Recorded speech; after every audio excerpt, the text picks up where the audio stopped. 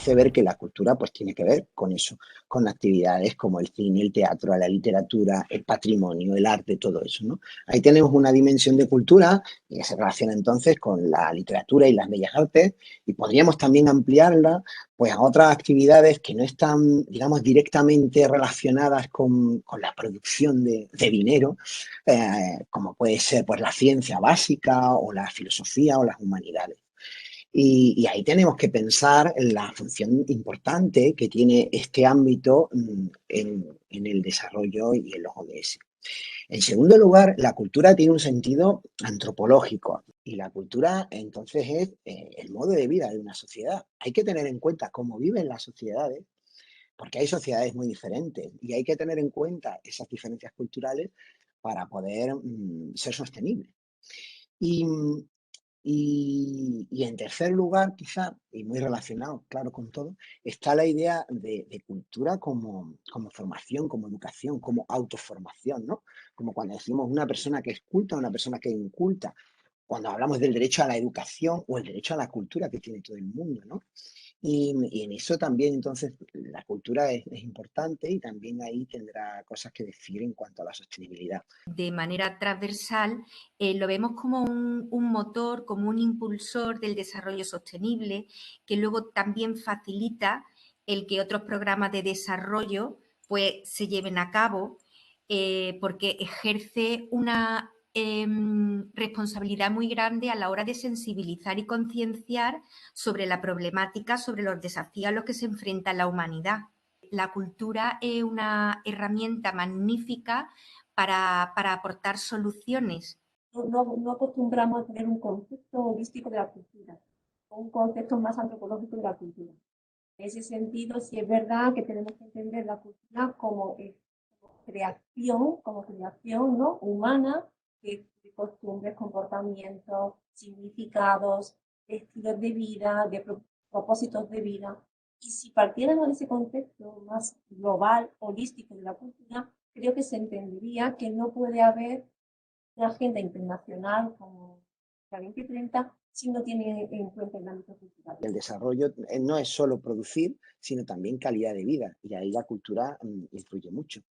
Yo sí creo que desde el sector cultural se está teniendo iniciativa de cambio y se percibe esa necesidad, porque creo que cada vez más instituciones públicas en sus páginas web y en todo lo que es de cara al público incluyen siempre un apartado de sostenibilidad o medio ambiente.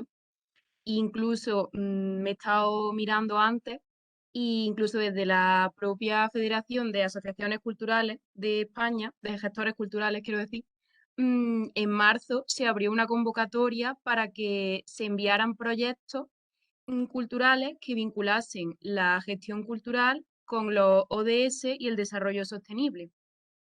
Y creo que, vamos, es un clarísimo ejemplo de todo esto, que se está viendo esa necesidad y se está empezando a andar para conseguirla. Sí que hay muchísima inquietud y todo el mundo, lo que son los gestores de patrimonio en este caso y las administraciones y entidades públicas y privadas saben que tienen que estar ahí. Quizá todavía falta mucha formación, sensibilizar, concienciar.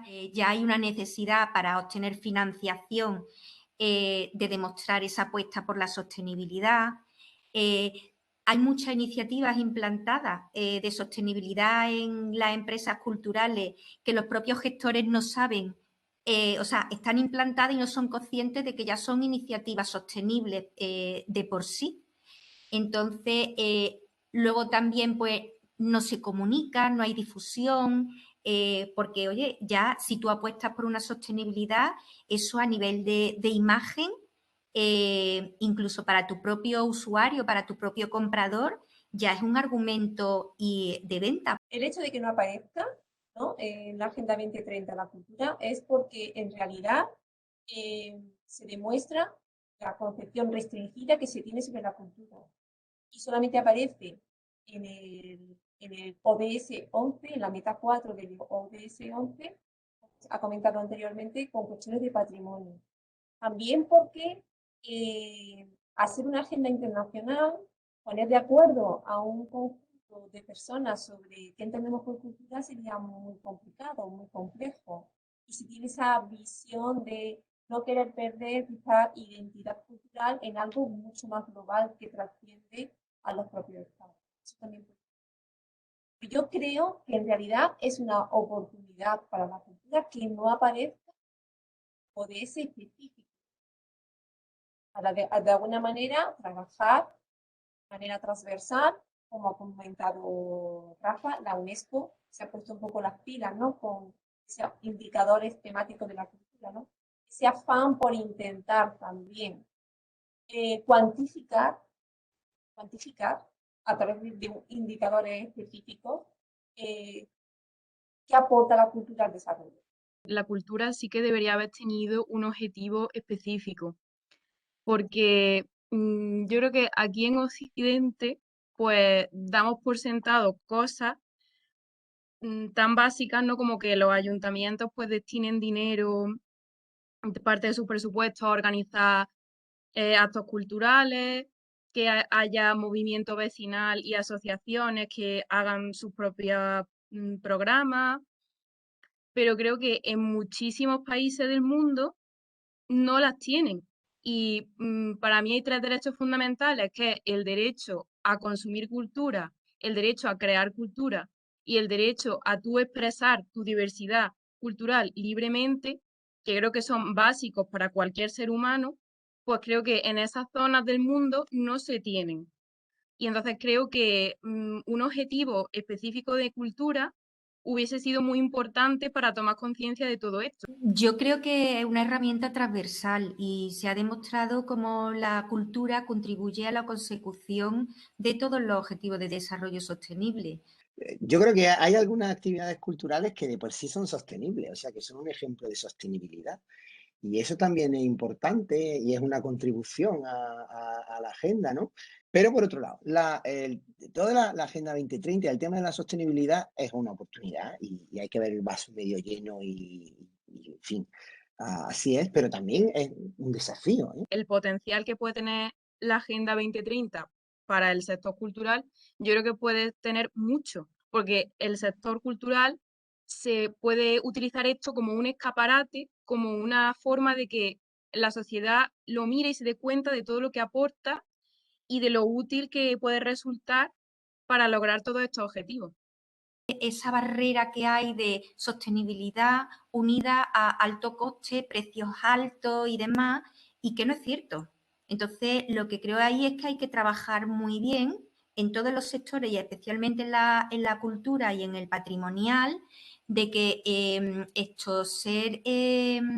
gestionar de manera sostenible no implica un aumento de coste o no implica pues precios altos. Entonces, porque hay muchísimos beneficios detrás. Mismo instrumentaliza la cultura, es un recurso para y claro, es una actividad profesional que vamos, resultados económicos. Y entonces, la cultura, en mi opinión, tiene una posición subordinada frente al turismo. No, sería el sector turístico el que debería de proteger y velar por la cultura, ¿no? Porque no deja de ser para ellos, ¿no? Pues, un recurso muy importante. Sin embargo, yo creo que no lo están haciendo. Para la industria turística, para el sector turístico, la cultura es un recurso, ¿no? Es un input, es algo que utiliza el turismo o la industria turística pues, para transformarlo en un producto turístico. Eso en principio es legítimo, ¿eh? La cuestión es ahora hacerlo de manera que sea sostenible. Por ejemplo, de la fiesta de los patios, pero como un ejemplo, ¿no?